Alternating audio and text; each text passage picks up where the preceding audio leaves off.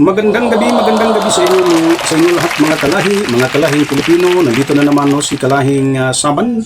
Nandito na naman sa gabing ito at mayroon po tayong pag-usapan ng saglit lang, no, patungkol po ito sa tag 20 kilo per kilo na bigas, no, na ngayon ay doon po sa Quezon City, Manila, doon po sa Kauluhan, nag-umpisa na doon sa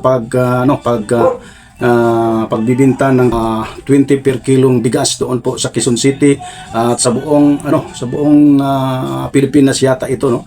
Ito po ang pangako ng ating pong pangulo na pagkatapos ng eleksyon, no, ito na, no, ipagpatuloy ang pagbibinta ng 20 per kilo na bigas, no. At saka sa lahat ng dako sa atin pong bansang Pilipinas, ito po ay nag-umpisa na at ito po ay dinumog talaga, no, ng maraming talagang mga nakapila doon po sa kadiwa ng Pangulo, ang ating Pangulong PBBM.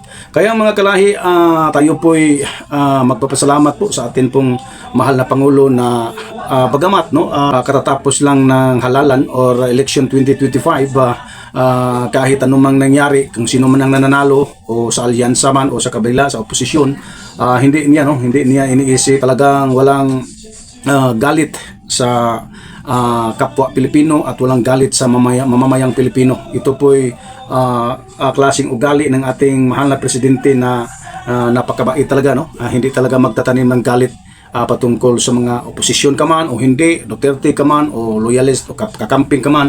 Wala siyang iniisip ng ganyan, kundi ang iniisip niya na maganap at saka matupad ang pangako. Kung siya po'y nangako o ito po'y aspirant lang o ito po'y isang ambisyon na magkaroon ng 20 kilo, kahit ito po'y pinapangako niya, pero ang pagkakaiba sa atin pong kasalukuyang presidente ay tinutupad niya ang kaniyang mga sinasabi ng tag 20 kilo per kilo na bigas. Kaya mga kalahi, ito po ay pagpapala talaga ng Diyos sa mga Pilipino na nagkaroon po tayo ng mabait na presidente na may malasakit, lalo na sa mga mahihirap, lalo na sa mga pulubi, mga kalahi, no. Ito po ipakita ko sa inyo, ito pong naganap doon po sa Quezon City. Bagamat marami ding nagbibinta ngayon, kung mag-ikot po tayo sa buong Pilipinas, ngunit ito lang po ang bidyong pinapakita ko sa inyo doon po nangyari sa Quezon City, Manila, mga kalahi. Ito na mga kalahi, ito.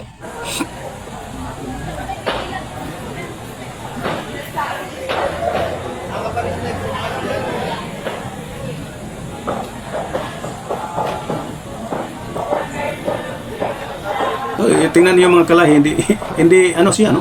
Hindi siya masyadong pangit talaga na bigas, no? Katulad sa mga sinasabi ng mga kritiko ng ating Pangulo, katulad sa mga sinasabi ng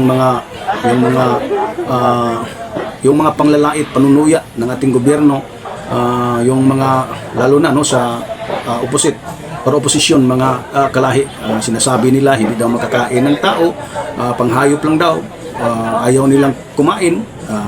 Depende sa inyo kung ganun ang ugali ninyo. Ngunit sa aking pong pang-uunawa at nakikita ko talaga na itong pong bigas na to, hindi po ito panghayop, ito po ay pang tao. Bagamat hindi po ito super quality yung rice na to, kaya lang bakit maghanap tayo ng quality rice? 20 pesos lang nga eh.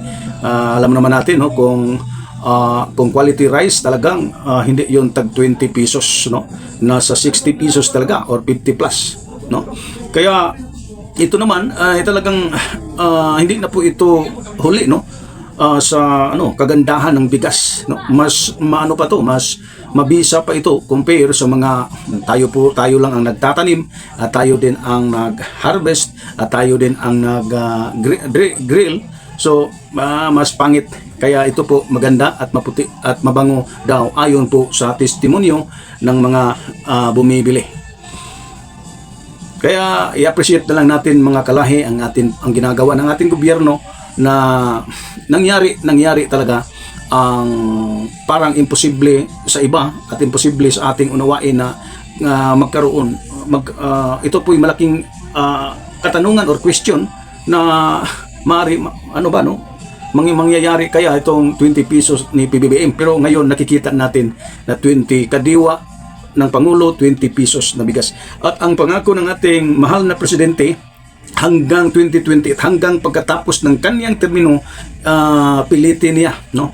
Talagang yanon yung sarili niya na talagang hanggang sa 2028. Pagkatapos ng 2028, magkaroon tayo ng halalan, pumili tayo ng kapalit ng presidente, kapalit ng Pangulo, yun, maranasan natin at hanapin talaga natin kung saan na si PBBM. Dahil ito pong 20 pesos na bigas, yun, sa akin lang pong prediction, mga kalahi, mangyari lang itong 20 pesos kung si BBM ang ating Pangulo ng Pilipinas.